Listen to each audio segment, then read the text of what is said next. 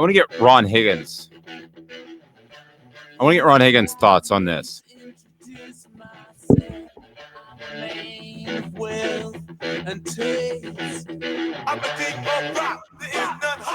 What about this mashup, Ron? Got a little Zeppelin there. No, your house band Zeppelin. That's good. I wish. Yeah, that's not bad. But it's a mashup of Zeppelin, the Rolling Stones. I think there was some Twisted Sister in there. I think we have Run DMC. We eventually have Kid Rock. Is this a thumbs up or a thumbs down?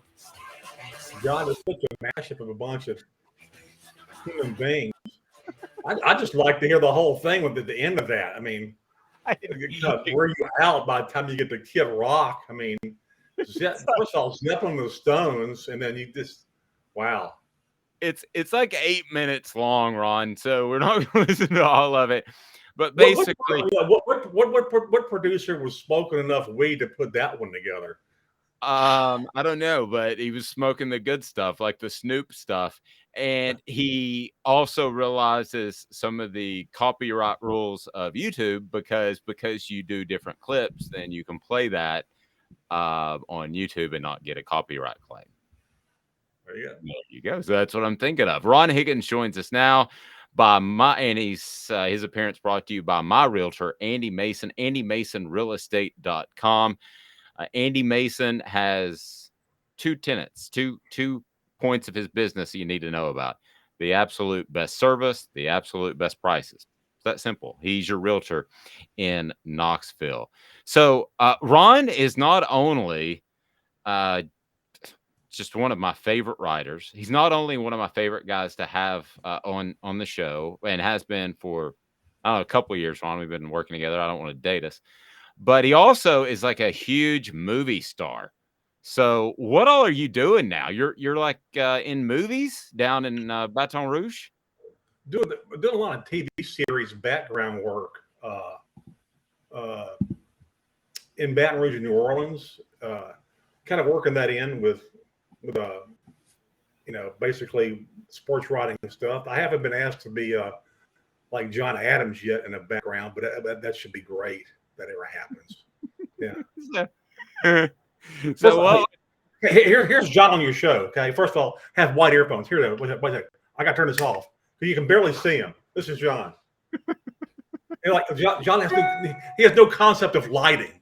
Okay, and then he has these white earphones on so you can see him. And then, it's typical. Yeah, well, I kind of like the Tennessee Codes.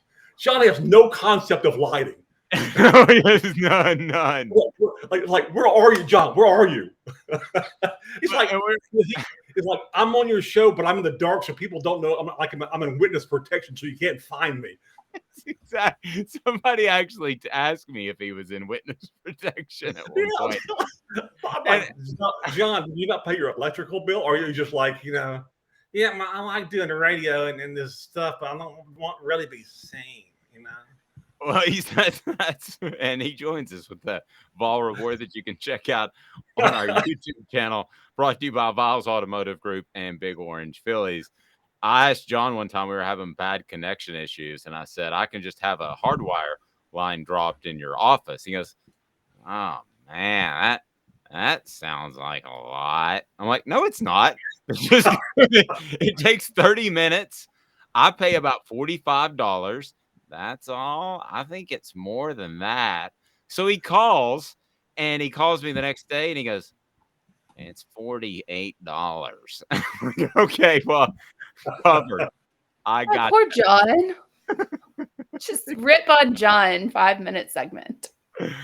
So I can do that because I've known John longer than anybody. So I can do that. He's my closest friend of this business for 40 years. So we rip on each other, but it's just so natural to rip on John because he's just, he practically moans when he talks because it's just painful to him. He's like the Larry David of sports writers, just everything's just a hassle, Yeah, that is exactly him. I love him. I love him too. I can't tell you Well, you get the over-under amount of conversations I had to have with him to have him join me on offthehooksports.com. Do you want to guess the number of conversations I had to have? And especially when he's playing a video to him. Oh my God! It's it's like it's like discovering electricity. John, we can put it on video. Well, how you do that? I mean, what do you mean? It's like I can imagine it took a while, but once you get John on camera or not, it's going to be funny and easy, and that's just the way and very knowledgeable. So yeah, it's pretty good. Yeah. It took 12 phone calls, just for the record. I'll bet you did, like negotiations. Yeah. Yeah, it took 12 phone calls, a meal at Litton's. It was a thing. So Ron writes for Tiger Details, and I want to go ahead and tell you to, if you don't bookmark it, be mindful of that site when you roll into LSU Tennessee week, which will be next week. So, of course, Tennessee has a bye week. LSU does not. But I wanted to get Ron's thoughts on a couple of different things pertaining to LSU. The kick time for Tennessee. I've been to Tiger Stadium a handful of times, but you know it way better than me. How much does that help an opposing team's chances to win there when it's at 11 a.m. local time as opposed to 7 o'clock and everybody's rowdy and hammered? Well, the thing is, that LSU fans adjust, so they'll start drinking at 3 a.m., to get nice and juicy for the kickoff. LSU's won like its last 6 11 a.m. games. The Florida game last year, the fans were like, they were into it. And they beat Florida. Of course, everybody beat Florida because Dan Mullen was still there. Yeah, I mean, there's a different vibe to it, I'd say, definitely. But I think the LSU fans will get up for this one. Of course, we know last time Tennessee was here was the great crazy ending with Tennessee winning and not winning because they had 13 people on the field. Because you got drawn into Les Miles' ball of confusion of running people on off the field, and finally Tennessee had like 13 guys, and T-Bob Abe, their LSU center, who's now a radio personality, snapped the ball just before the clock expired, and that forced the call a penalty on Tennessee. LSU got an extra play and won the game. So that was the last time they were here. Tennessee and LSU always play pretty good games. I know one of the more painful losses for Tennessee fans was losing LSU in the championship game in 2001 when LSU just hammered Florida in Gainesville at the end of the year, and Tennessee fans made the reservations for the Rose Bowl, and I did. Yeah, at halftime. Do you remember that game, Ron, at halftime when they announced that Rohan Davey and LeBrandon Tofield weren't coming and back from the second half because they were hurt? I literally got on Expedia and booked my Marriott in Manhattan Beach at that very moment, and so I'm the reason that Tennessee didn't make it to the No, you're not the reason. The reason is that John Chavis didn't realize LSU's backup quarterback was running keepers the whole second half. In fact, I mean, the LSU's backup quarterback is still the only person in the SEC championship game history to win the MVP award coming off the bench. Only guy. I didn't know that. Yeah, well, it would have to be. Yeah, Matt Malk. He's a dentist now in Colorado. The only guy ever to do that. It's like the defense never figured it out because the defense, they were so shocked. Like, this guy is a runner. He's not a thrower. What the hell do we do? You tackle him. And they got beat. I mean, I never forget that game. I'm sorry for Tennessee fans because I was in Memphis covering. It wasn't like I was in Baton Rouge working Baton Rouge. I just remember coming back up to write the story after the game, like an hour after the game, and there were still Tennessee fans in the stands, frozen in their seats, like staring straight ahead, like, what happened? What just happened? I know Amanda is going to jump in here, but my one memory of that game more than anything is Casey Clausen interviewing him. And I think you were standing next to me, and just this look of what the H just happened. Yeah, I think most Tennessee players were like that.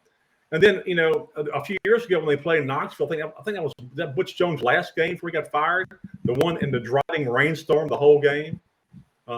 It just rained the whole game. I remember like right before halftime, it started storming again. And of course, then he had Orgeron, LSU coach. I mean, he loves crazy stuff like that.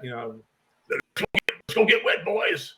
Just so. Yeah, I mean, they've had some crazy games. You just date back a long way. I mean, almost every other LSU game in Tennessee has been crazy. Haven't been very, very blowouts. Old school LSU fans are still bitter. They claim Billy Cannon scored on a 2-point conversion in 1959 to win the game. So this is a really good series. That you wish it was played more because it's just it's a good series, man. It really is. And their basketball series is good. Their baseball series is fixing to get juicy again. LSU had a number 1 recruiting class. They're fired up. So yeah, it's they have a really good rivalry in all sports, but it's not like the hate rivalry where LSU just like Tennessee and LSU have one thing in common: they both hate Florida. Can't stand them. Hate them. And Tennessee is more from the fact that they lost to him so many times until this past week. LSU it's more of a hate, like you people are just obnoxious. Even when we beat you, you're obnoxious. We don't like you. So there's that common bond between the ball fans and Tiger fans, and it's a beautiful thing. It really is. It is. Yeah, I think they also hate Alabama, so that's also a common bond between LSU. Also that. But see, I mean, to me, that's not for LSU. It's not a rivalry, and maybe it isn't for Tennessee either, because a rivalry is when you actually can beat them sometimes. and LSU's beat them once in like 10 or 12, 13 years, and now LSU have Tennessee's had a losing streak against them. That may change this year. But yeah,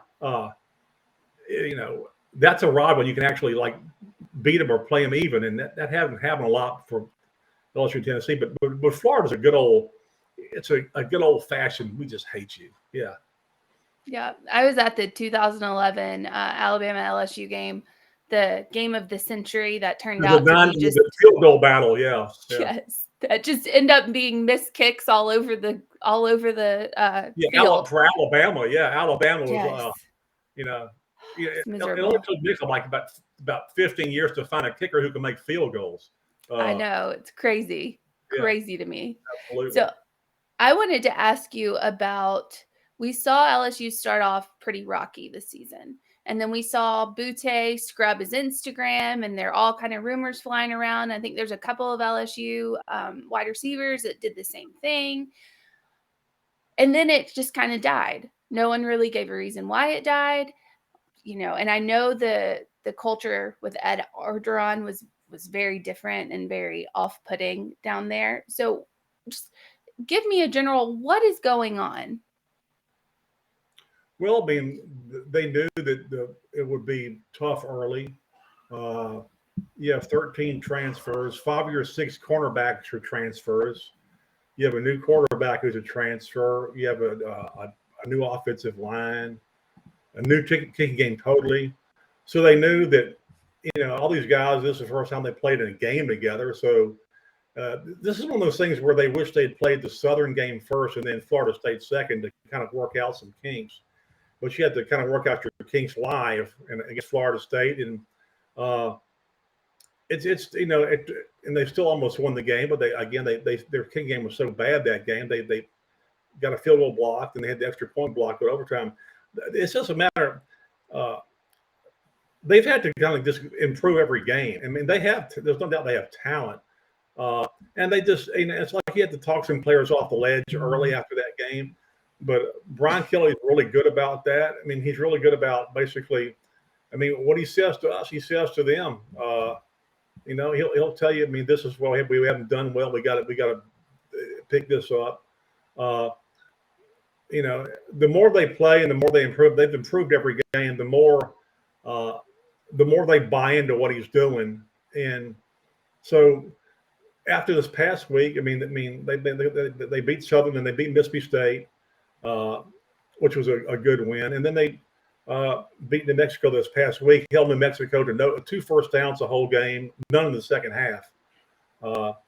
And the quarterback play has gotten better. Jaden Daniels has gotten better game to game. And the first game, he was bailing out of the pocket really quick because he is an extremely fast quarterback. He's probably just as fast as LSU's wide receivers. He's fast. And when you're that fast and know you can get 15, 20 yards in a blink, you want to take off. You have to tell you want to take off if you don't see, an open receiver on your first 2 reads. But Brian Kelly has talked to him and said, we want you to stay in the pocket more. But he also is trying to tell him, I don't want to hinder you from thinking about that and just taking off. So just try to stay in the pocket. Last week he stayed in the pocket. Then really almost every play was 24 of 29, had a great game. And so he's got better every game. LSU's receivers, they got a ton of good receivers.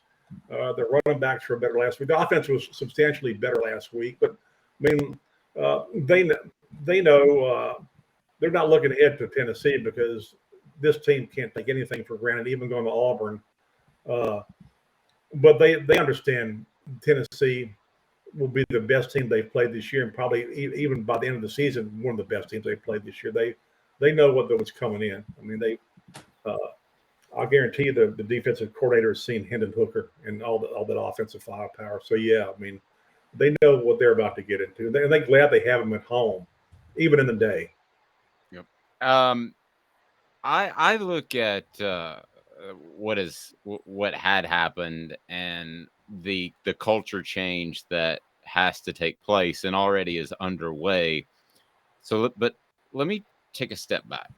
So, how bad did it get under Ed Orgeron? I heard stories of co-ed having a hotel or having her own hotel or apartment on campus, tried to pick up a booster's pregnant wife at a gas station. I don't know how much of all this is true, but I've been told by multiple people that it was really, really off the rails.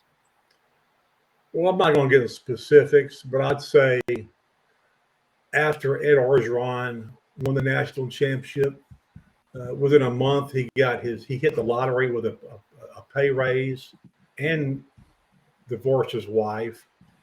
And so I think the next 2 years, Ed Orgeron basically said, he made bad hires for coordinators. He hired one coordinator without even talking to him, without even interviewing him. And he's okay. He says this like on a Zoom call, like in the spring of 2020. And it's the last thing he says. And everybody in the Zoom call is like, what did he say? He didn't. Another question. And the moderator, that's all we have time for today. Thank you. And so that was the first question I asked him at media day in the SEC. I mean, did you not interview? I made a mistake. I didn't do that. And to me, he just melded in after the national championship. It's like, you know what? Please fire me. Please, I'll take it. Well, it's funny you say that because there was an interview before a game and he's smiling, and I was told that he already knew he was gone. All I know is that he melded in. He hired bad people as coordinators. After the UCLA game, and they lost to open the 2021 season, he's in the locker room screaming, if they want to fire me, they can effing fire me. Okay, they can fire me. Athletic director stand there listening to this. He's like, yeah, I'll find the money. I'll get rid of you. Then you can take your $17 million and basically, go shirtless in bars around the South the rest of your life, with a blonde on your arm. So LSU went the opposite way. I mean, they wanted a guy who was a proven winner, who's stable, who's has a plan, knows what he's doing, and they went with Brian Kelly. I mean, and a lot of people go, they go, well, he's not a fit, and how can he be a fit? Was Nick Saban a fit when he came to LSU? I mean, you can go around. There's this old mentality, and I understand. I mean, until probably, God, maybe Jerry DiNardo was the first going to Vanderbilt, then to LSU. The only guy ever, probably only coach ever hired by another school after they lost the game 58-0, whatever it was the Vandy Tennessee game. But there's this old thing that where you had to like either played at an SEC school or been an assistant at an SEC school to coach, be head coach at an SEC school, and that all completely changed like God 20 years ago, more than that. And so yeah, you hire people from outside. I mean, the South doesn't have like a, they only produce head football coaches. Everybody does. So, I mean, I think 12 of the last 16 or 17. I mean, since like 2001 when Saban won a national championship, most of the head coaches in the SEC won national championships aren't from the South. So that has nothing to do with it. Nothing to do with it. That's a bunch of crap. And you know what? Did Kelly make some mistakes early by saying family, whatever? Maybe so, but or doing the videos, with the player recruits dancing, which was painful to watch. It was like watching, Chevy Chase, if he was in Saturday Night Fever, like body parts are falling off. But he's been really good to deal with. He's got a really good sense of humor, and he's got a lot of Saban in him in the sense that he has a plan. He has faith in this plan. For him, it's about the process, like Nick. And he's a no BS guy. He's not going to be, you ask him a question, you'll get an answer. And it's going to be a pretty detailed answer and an honest answer. And I think that's why the players believe in him and like him. And he hired some good people too. So, and LSU fans understand it's a process. They know this year is a process. They know, as long as they keep improving every game, I think everybody's happy, and they have. Yeah, they definitely have. This Tennessee team is dynamic, as you pointed out. Josh Heupel is running an extremely fast-paced offense, and it's extremely successful. It's efficient. How do you see LSU going up against that type of offense? Do you think that they can hang with Hendon Hooker? I think they can hang with them. I just worry about LSU's depth along the defensive line. They lost their best defensive lineman like in the first game. Their defense has been tremendous, but I worry about. And they go. LSU runs a lot of fast stuff in practice, and they've run it in games as far as the pace of play. But I worry about Tennessee probably wearing them out in the second half. The defensive line. They've got enough depth at linebacker and defensive back and all that stuff. It's just the defensive line you kind of worried about if they have enough depth to go a whole game like that. So other than that, I mean, yeah, I can think they can hang with him. I mean, I'm not putting Jaden Daniels on Hendon Hooker's level because I have a Heisman vote right now. Hendon Hooker would get my Heisman vote. Wow. But the fact is that LSU knows how to play those type of quarterbacks, but I don't think they're on Hendon Hooker's level. I mean, they've gone against Daniels. He's a dual threat. I don't think he's as comfortable throwing the ball as Hooker is. But he's damn comfortable running the ball. I know that. The thing is, when you look at Jaden Daniels, you don't think he's big enough to play quarterback. He's kind of very, he thin or whatever. But he started 29 or 30 games at Arizona State. He only got hurt once. And basically I asked him, I mean, how come you never get hurt? And he goes, well, I'll try to run fast enough where people can't really hit me. Right.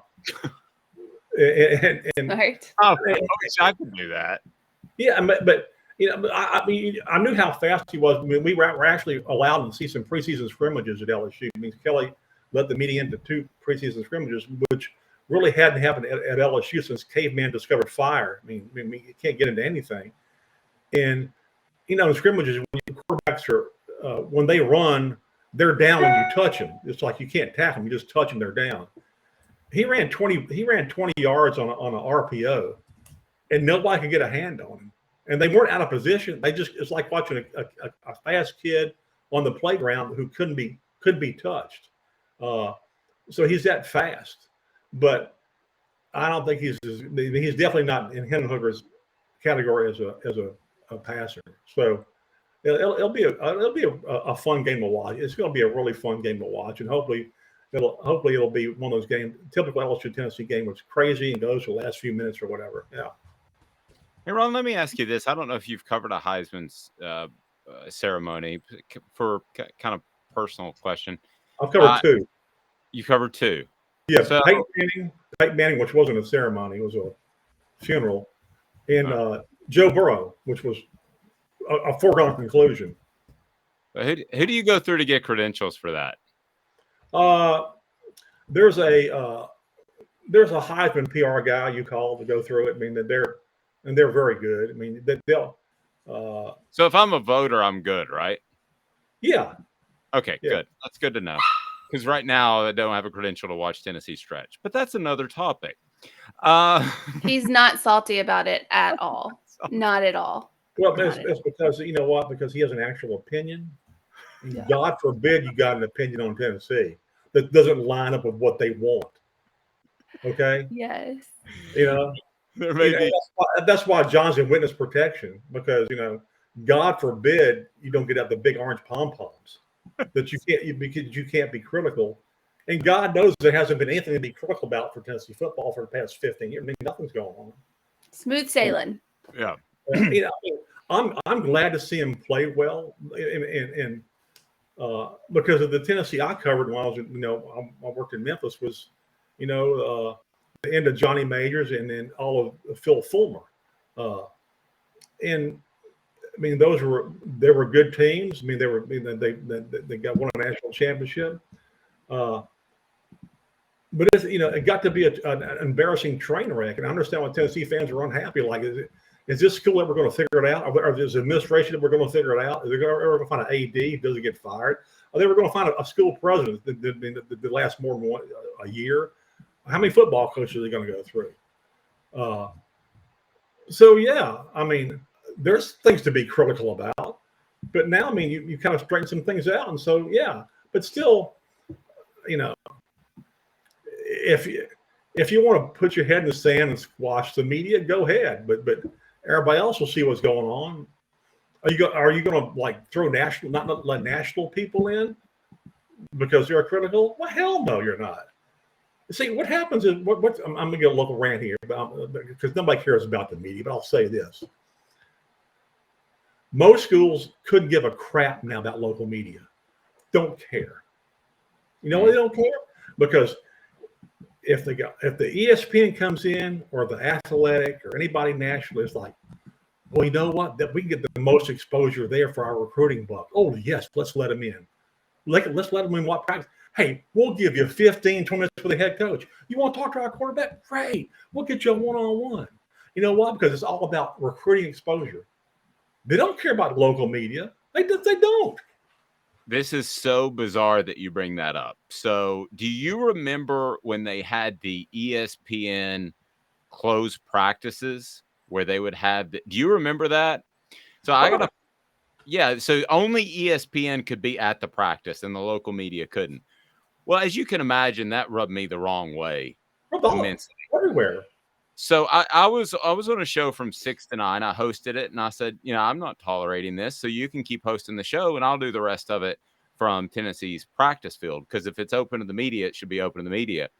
And I'd forgotten this story till a gentleman last night called me, and he saw what we do and said, do you remember this? And I do now, and I stood on the sideline and did 30 minutes of the show with my cell phone until guess who ran up. And you know exactly who it was. Stop the show. Stop the show. There'll be no more sports animal. You want to guess who that was? Well, you can tell me. It was Bud Ford. Well, I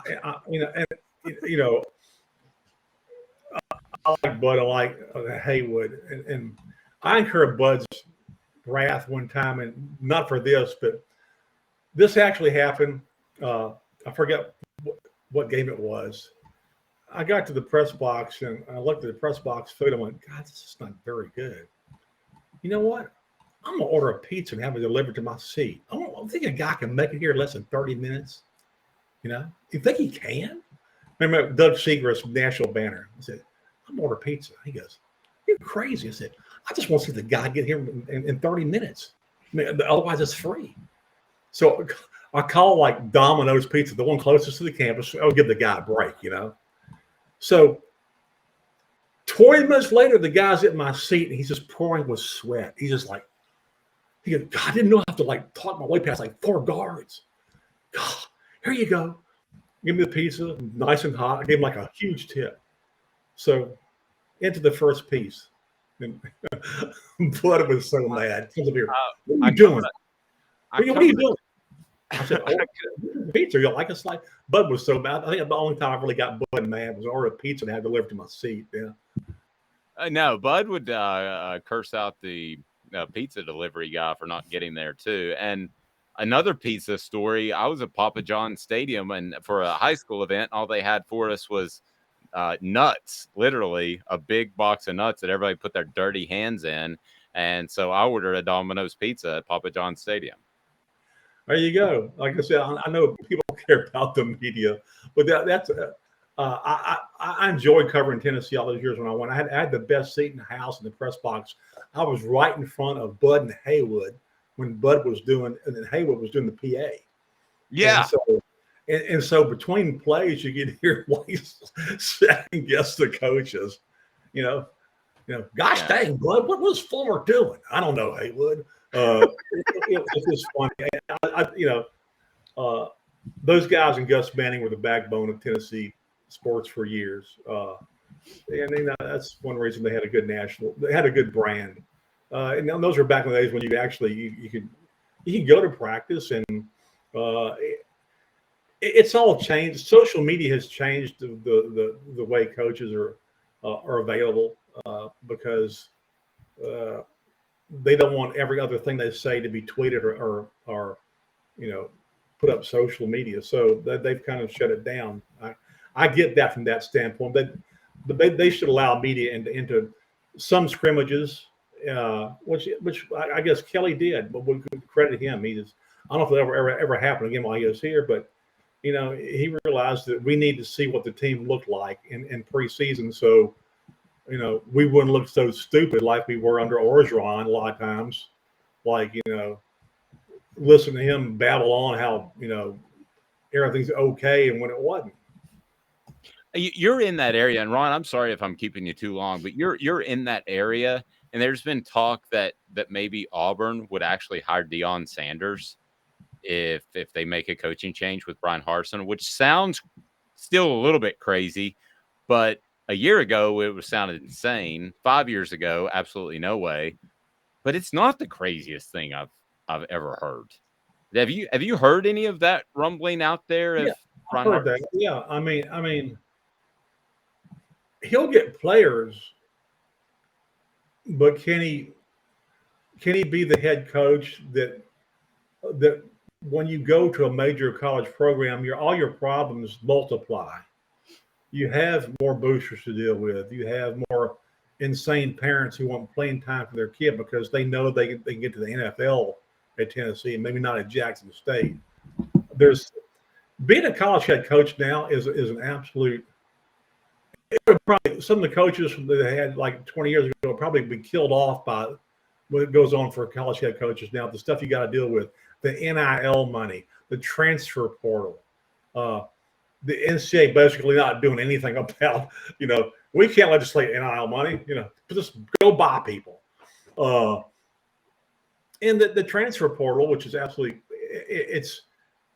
they're trying to put some restrictions on it now, which is good. But I mean, still, you can get the whim of like some guy, not getting to play one game and he's ready to transfer. I told somebody, I said, I wonder if like other coaches, opposing coaches, watch guys on teams and thinking, I'd like to have him on my team.